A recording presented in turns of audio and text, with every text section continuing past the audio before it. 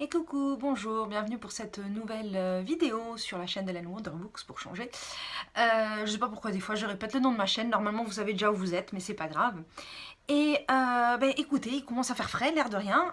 On est passé en 24 heures de 26 degrés à 12 degrés. Et du coup, on se caille vraiment parce que nos corps ne sont plus du tout habitués. On a eu deux petites descentes de température depuis le mois de septembre. Mais là, je crois que ça y est, c'est bon, cette fois, c'est la bonne. Je sais, ça fait déjà plusieurs fois que je vous le dis. Mais cette fois, j'espère que c'est la bonne, parce que les précédentes, ça a duré 3-4 jours, après c'était terminé. Mais là, ça y est, c'est bon, il serait temps, on est en octobre quand même. Bref, donc tout ça pour dire que, écoutez, je vais vous parler de mes toutes dernières lectures. J'ai pas avancé très vite quand même, parce que j'ai eu un bouquin qui était plutôt gros et un petit. Et puis écoutez, voilà, c'est mon petit démarrage pour le Pumpkin Autumn Challenge. Alors, on va commencer tout de suite avec Player One d'Ernest Cline, que je voulais lire déjà depuis un bon moment, je vous en avais déjà parlé. Et en fait, c'est vrai que je ne savais pas grand chose de l'histoire, à part que ça tournait beaucoup autour de la nostalgie des années 80, des jeux vidéo et de ce type de choses. C'est un livre qui fait à peu près 400 pages ou un peu plus, je crois, donc quand même j'ai mis un petit moment à l'avancer. Mais en fait, je dis un petit moment, mais en fait, non, pas du tout, c'est parce que je suis sur d'autres bouquins en même temps. Et en fait, je l'ai écouté en audio. Et la version que j'ai prise était lue par Will Wheaton, qui est un acteur plutôt connu aux États-Unis, qui a été vu dans Stand By Me, Star Trek, The Big Bang Theory, et qui est un très bon acteur. Voilà, ça en tout cas je le savais déjà, donc du coup je voulais bien tester. Et franchement, je me suis régalée, mais vraiment régalée. Alors bien entendu, il y a l'histoire, pour laquelle clairement je me suis régalée aussi. Ça, je vais vous en parler très vite. Et puis surtout, la lecture, je ne sais pas, c'est parce que c'est un acteur déjà avec beaucoup d'expérience. Je ne sais pas en fait vraiment les gens qui lisent les livres audio, à quel point ils sont professionnels, ou en tout cas à quel point ils connaissent le fait de jouer plusieurs rôles différents, etc. Ce qui fait que peut-être pour certains ça fonctionne et d'autres pas du tout. Mais en tout cas, cette version de Will Wheaton, si vous voulez l'écouter en anglais, moi je vous dis allez-y. C'était vraiment très bien, très vivant. Franchement, c'était un régal. Pour l'instant, de tous les audios que j'ai écoutés, c'est mon préféré, avec Dracula qui était lu par Mark Gatiss. Dracula, j'avais fait moitié audio, moitié le livre. Mark Gatiss, pour ceux qui regardent la série Sherlock, la plus récente, c'est la personne qui joue le frère de Sherlock Holmes, donc Mycroft, et qui, alors lui, il a un talent incroyable parce que pendant que je l'écoutais sur Dracula, j'avais l'impression d'entendre des personnes complètement différentes, et en même temps, j'avais l'impression d'entendre les acteurs du film de Coppola. Voilà. Donc par moments, j'avais l'impression d'entendre Anthony Hopkins, d'entendre... Enfin bref, bon, je suis pas là pour parler de Dracula, mais juste pour vous dire que ces deux-là, sincèrement, comme je vous ai dit, pour moi qui ai un petit peu de mal avec l'audio en général, si vous voulez les écouter en version originale, faites-vous plaisir. Si en plus vous voulez un minimum apprendre l'anglais et que vous connaissez déjà ces bouquins, c'est encore mieux. Parce que non seulement l'écoute est excellente, elle est très prenante, mais en plus c'est une histoire que vous connaissez déjà, ça facilitera beaucoup la compréhension en fait. Et si en plus vous les avez aimés, ça sera double plaisir. Voilà. Donc revenons-en à Player One. Alors, l'histoire se passe en 2044, à une époque où, bien entendu, c'est un futur assez négatif, comme dans la plupart de ce type d'histoire cyberpunk, parce que c'est du cyberpunk, hein, clairement. Et en fait, la majorité des gens vivent soit dans une opulence monstrueuse, soit dans des bas-fonds qui ressemblent à des poubelles. Et notre personnage principal, qui a 17 ans, qui s'appelle Wade, habite dans une caravane. En fait, c'est une époque où pour gagner de la place dans les quartiers pauvres, puisque même dans les quartiers pauvres, il n'y a plus de place pour les gens, en fait, ils empilent les caravanes. Ils les mettent les unes par-dessus les autres, avec un système d'échafaudage pour pouvoir justement les descendre ou les monter. Avec bien entendu le risque d'accidents humains et aussi d'accidents de caravanes qui peuvent se casser la gueule, hein, qui peuvent arriver. Bref, Wade est un génie de l'informatique et il adore effectivement tout ce qui est machine, tout ce qui est... il arrive à gagner quelques sous comme ça en réparant certains appareils en fait, certains PC, certains écouteurs, certaines choses comme ça qu'il trouve dans les poubelles, et ensuite après les avoir réparés, il les vend. C'est pour pouvoir se nourrir et pour pouvoir voilà. Son histoire familiale nous est un minimum racontée dès le début, je n'ai pas besoin de revenir dessus, mais à cette époque il y a l'Oasis, qui est le nom d'un système virtuel, qui est un jeu multijoueur bien entendu en réalité virtuelle, donc dans laquelle on a l'impression de vivre, et qui sert un petit peu de paradis dans lequel la plupart de l'humanité se réfugie, puisqu'à cette époque-là, entre la pauvreté, les problèmes écologiques, les problèmes politiques, forcément quand on a une réalité virtuelle qui vous propose de vivre dans un monde que vous pouvez choisir, puisque c'est un monde qui est tellement vaste qu'il est fait de plusieurs planètes, de plusieurs mondes. Dans certaines, on peut se battre, dans certaines, on peut avoir de l'expérience comme dans un jeu vidéo, et donc avoir des objets, avoir de la nourriture, en fait vivre mieux tout simplement, et en même temps vivre dans un endroit qui est plus beau, dans lequel on peut avoir sa chance, alors que dans le monde normal, dans le monde de tous les jours, bien entendu, ça ne fonctionne pas comme ça. Wade, comme beaucoup bien entendu, se réfugie là-dedans, passe la majorité de son temps, d'autant plus que l'école aussi, en fait, a ses propres programmes virtuels et que vous pouvez aller participer à l'école de quelque endroit que vous soyez, de façon virtuelle. Ça vous permet de suivre la classe. Et en plus de ça, pour une personne qui enseigne, d'avoir une classe qui reste bien en ligne, puisque ce programme empêche certains mouvements ou de quitter la classe ou de proférer des insultes, tout ce type de choses. Dès le début de l'histoire, on nous explique donc tout ces, un petit peu le monde virtuel, le monde réel. Et très vite, en fait, il va se passer un événement qui va rassembler le monde entier dans une quête interminable qui est due au propriétaire et créateur de l'Oasis, donc ce programme virtuel, qui va décéder et qui va laisser une vidéo qui s'enclenche au moment de son décès pour annoncer qu'il a créé une quête, une aventure dans laquelle tout le monde a sa chance et que la personne qui trouvera son œuf, c'est-à-dire l'œuf d'or un petit peu, enfin c'est un œuf d'argent, mais c'est un petit peu comme la poule aux œufs d'or, c'est-à-dire le dernier prix, c'est-à-dire celui qui arrivera à terminer la quête, le dernier, en fait, récupérera les clés de l'Oasis dans lesquelles il deviendra tout puissant, ainsi que la fortune du créateur de l'Oasis, puisqu'il est mort sans héritier, sans épouse, sans famille. Voilà. Et donc, bien entendu, en sachant que la plupart des gens qui vont dans l'Oasis sont des gens pauvres, sont des gens, mais qu'en même temps, les gens qui ont déjà tout sont aussi cupides, il y a une espèce de combat pour le meilleur qui va s'engager. Et on suit donc Wade et d'autres personnes dans cette réalité virtuelle, pendant qu'ils jouent à des jeux, pendant qu'ils essayent de gagner certains scores, pendant qu'ils essayent de déchiffrer les énigmes, pendant qu'ils essayent de comprendre en fait comment dire, ça faisait longtemps que je retrouve pas mes mots en français. Les indices. Voilà, les indices, etc. Et nous, on y réfléchit beaucoup avec eux. Alors, c'est très basé sur les années 80, mais je pense que même sans avoir grandi à cette époque-là, ça se lit très bien. J'avais un petit peu peur du name dropping, vous savez, c'est-à-dire quand quelqu'un veut tellement promouvoir le monde ou l'époque en fait dont il veut parler qu'il ne fait que donner des listes de noms de musique, de choses célèbres, un petit peu pour jouer sur la nostalgie sans forcément qu'il y ait d'histoire. Mais j'ai trouvé que là ça passait très très bien. Pourquoi je pense que quelqu'un qui n'a pas grandi à cette époque-là pourra quand même apprécier? Parce que même si moi j'ai grandi à cette époque-là, je n'ai pas grandi aux États-Unis, c'est un livre américain, beaucoup de références sont américaines, et quand j'étais petite, on n'avait pas non plus autant de choses qu'aujourd'hui qui arrivaient à la télévision.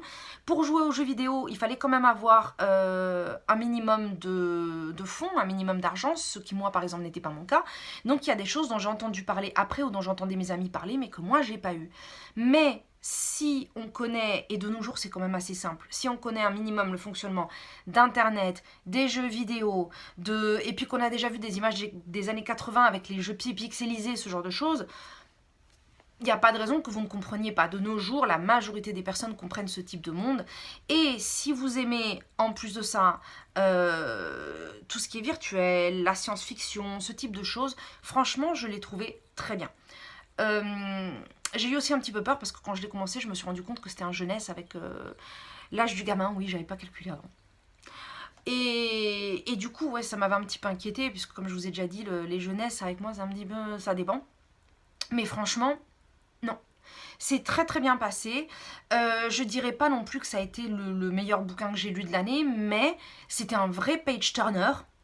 Même si j'avais dans les oreilles, parce que des fois je faisais exprès de prolonger mon trajet dehors juste pour écouter un peu plus, parce que je me disais oh là là qu'est-ce qui va se passer, parce qu'on passe de jeu en jeu, d'énigme en énigme. Après c'est très détaillé hein, au niveau des jeux, de comment ça fonctionne, c'est pour ça que je dis si vous aimez un petit peu ce genre de choses, ça va passer comme une lettre à la poste.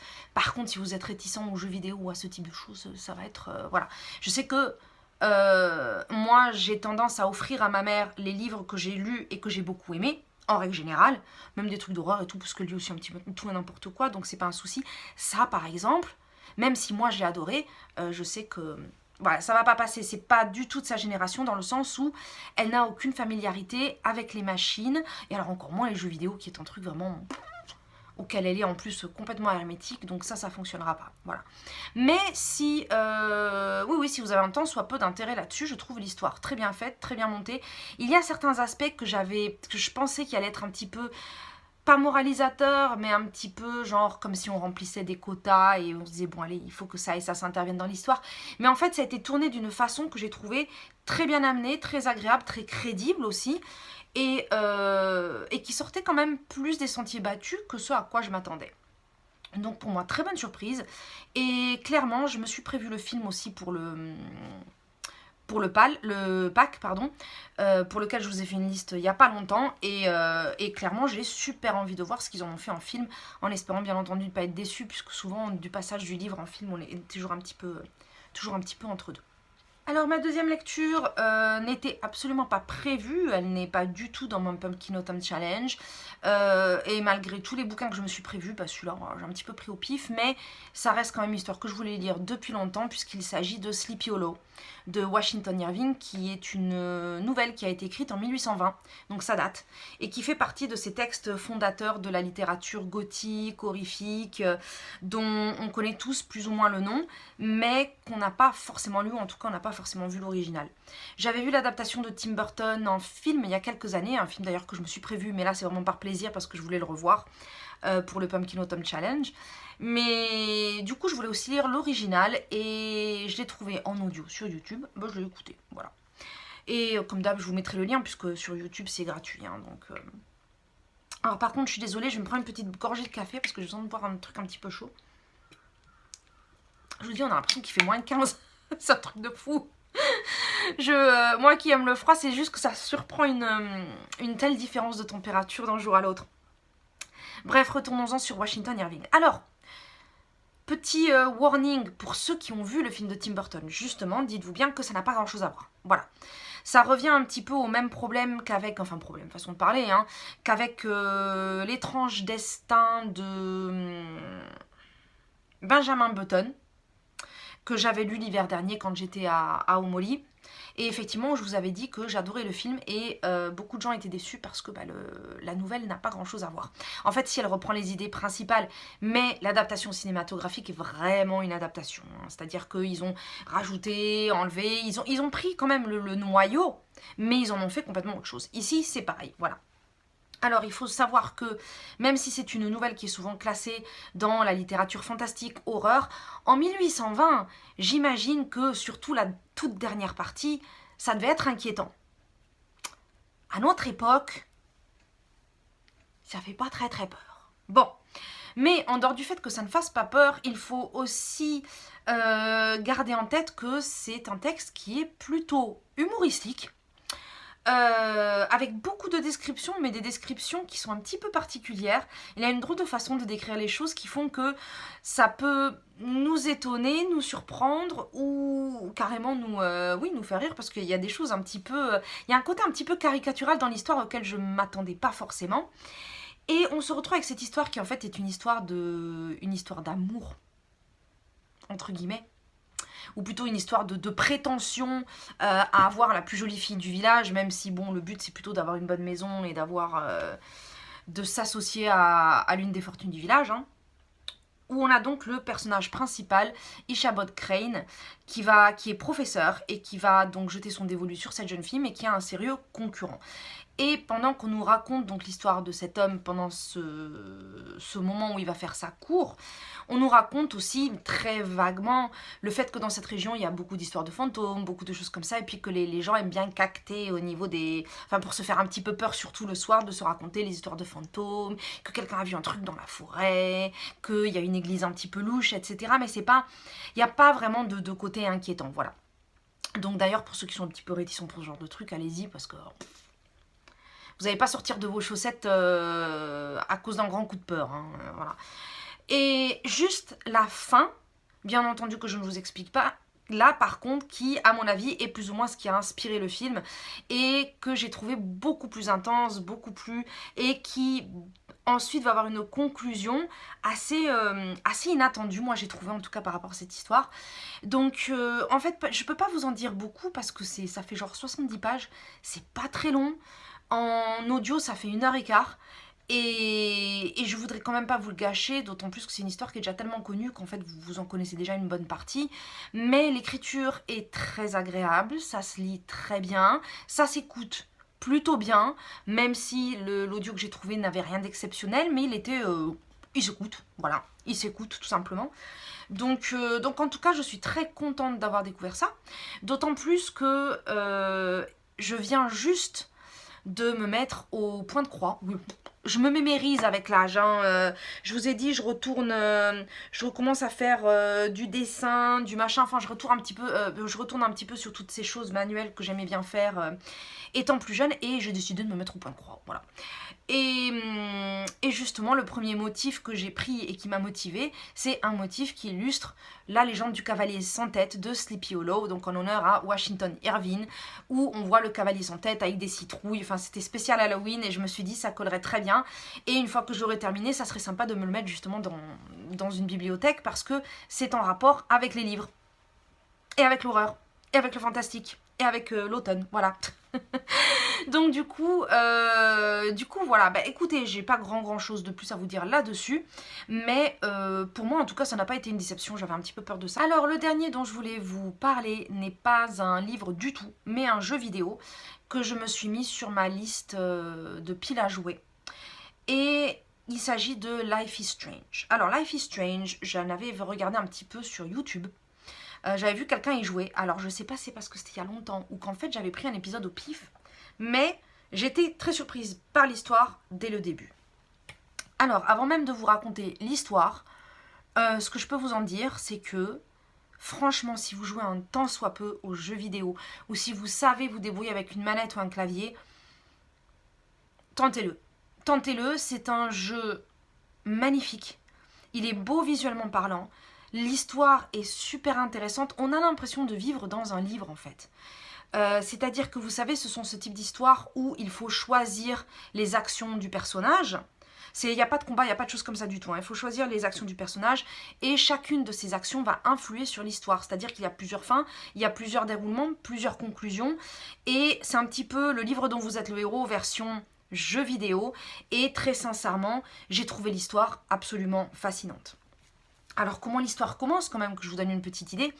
On se retrouve avec le personnage de Max Caulfield, en fait on va être dans sa peau pendant tout le jeu, qui est une jeune fille en fait qui se retrouve près d'un phare en train d'observer la destruction du monde autour d'elle dans une tornade gigantesque et qui ne comprend pas du tout ni comment elle est arrivée là, ni pourquoi, et qui par peur en fait va commencer à avoir des réactions un petit peu bizarres et qui tout d'un coup va faire changer la scène et on va se retrouver dans sa classe à l'université parce que en fait elle habitait déjà dans cette petite ville quand elle était gamine, dans lequel elle a aussi laissé sa meilleure amie, et ensuite elle est partie avec ses parents à Seattle dans la grande ville pour justement avoir un petit peu plus de chance économiquement, etc. Sauf que sa ville d'origine a l'une des meilleures universités d'art et de photographie du pays, et donc elle est revenue puisqu'elle veut devenir photographe, et donc elle a décidé d'étudier à cette université.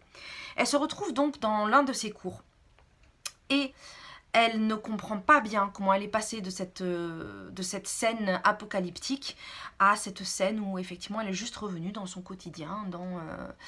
Et en fait, elle se pose beaucoup de questions, ce qui nous permet justement donc de voir un petit peu les objets autour d'elle, les personnages autour d'elle, d'essayer de découvrir un petit peu tout son environnement. Et à la fin du cours, elle va aller aux toilettes, ça arrive, hein. Sauf que en fait quand elle va aux toilettes, il va y avoir un joli papillon dont elle a envie de prendre une photo, et pendant qu'elle perd son temps, il y a un gars qui va rentrer, qui apparemment est en pleine crise de panique, suivi par une autre fille, et ils vont s'engueuler, et le gars qui a une arme va tirer sur cette fille et la tuer.